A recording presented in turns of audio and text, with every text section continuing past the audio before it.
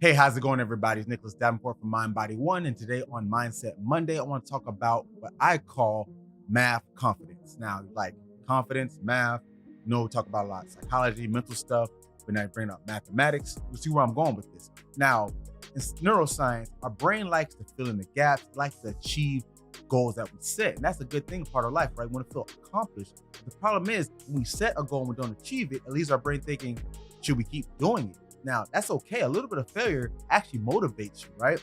But when it's constantly coming up short, not fulfilling, if you're doing 10 different things, you only get to accomplish three of them, guess what? Only 30%, it's not a lot.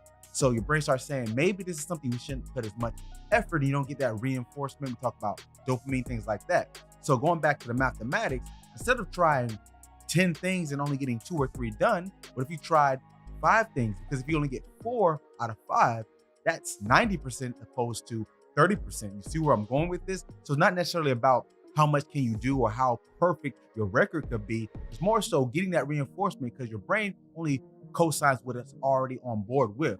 It's kind of a contradiction because our brain likes change, but it also doesn't want to change because it's kind of good where it's at. So it butts heads what's good for it and what it wants to do, but we're able to override that. And that's why we have all the great things we have in life and accommodations today. So you have to be able to set the tone. So if it's not that high on your priority list, you don't necessarily have to do it right then, right now. Don't make it so important. Maybe it can wait till next week, next month. Not saying you should just put off things, no. But sometimes there are things that we put on our plate that we're just never going to get to, but our brain takes it as fail. And like I said, a little bit of failure reinforces you to keep going and try harder.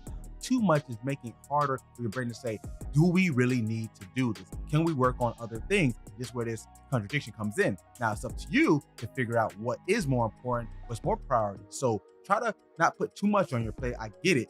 In modern times, we got a lot going on, but you need to make the decision to get your mind right. Thanks for tuning in, guys, and have a great rest of your week.